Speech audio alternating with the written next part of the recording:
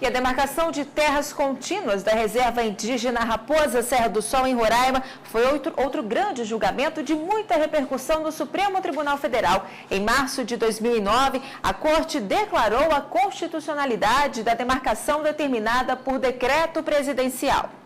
Foram mais de 3 décadas de uma disputa entre índios e produtores de arroz, marcada por conflitos sobre a legitimidade de ocupação da reserva indígena Raposa Serra do Sol. Mas a discussão só teve início quando a Fundação Nacional do Índio, a FUNAI, identificou as terras para demarcação. Em 1998, os índios chegaram a conseguir a posse permanente da área por meio de uma portaria do Ministério da Justiça. Em abril de 2005, um decreto presidencial homologou o documento. Foi quando o caso chegou à Suprema Corte. Foram 4 sessões plenárias sobre o tema. No plenário, o protocolo foi quebrado. Pela primeira vez, os índios puderam assistir à sessão de acordo com os costumes tradicionais.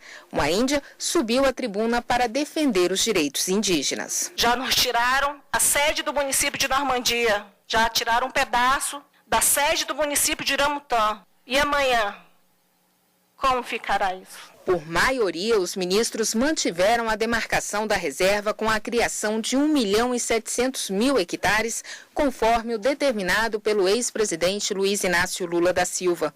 Se o poder público se faz ausente em terras indígenas, tal omissão é de ser debitada a ele, poder público, e não aos índios brasileiros.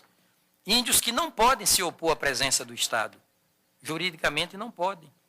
E ainda necessitam dela para contínua elevação dos seus padrões de segurança, politização, educação, saúde, transporte e demais itens de bem-estar material. A demarcação contínua foi mantida com 19 condições, entre elas a que prevê a atuação livre das Forças Armadas e da Polícia Federal na reserva, sem permissão dos indígenas e da FUNAI, e a proibição da exploração de recursos naturais da área pelos índios, sem a autorização do Congresso Nacional. Com esse julgamento, as restrições estabelecidas à Raposa Serra do Sol valem para os demais casos de demarcação.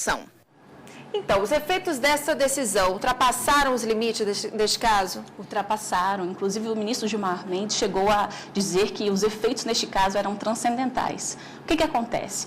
O Supremo Tribunal Federal, conforme nós vimos aí na reportagem, ele colocou 19 condições a serem observadas nessa demarcação e nas demais que viessem a ser operacionalizadas. O que isso traz na prática como consequência? É como se fosse um modelo de demarcação que foi fixado pelo Supremo Tribunal Federal. Ele fixou balizas que devem ser respeitadas.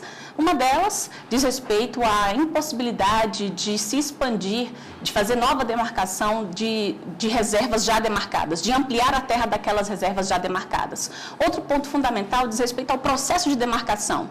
A participação do Supremo Tribunal Federal entendeu ser efetiva, que deve ser efetiva a participação dos estados e nos municípios que sejam afetados diretamente por esse processo demarcatório.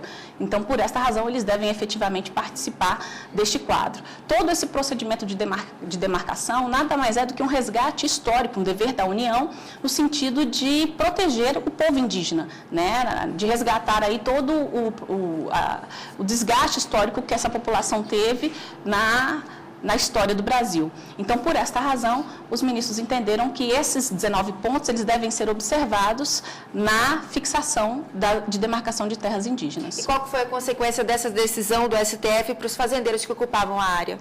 Bom, a decisão foi a retirada imediata daqueles que não são índios, né?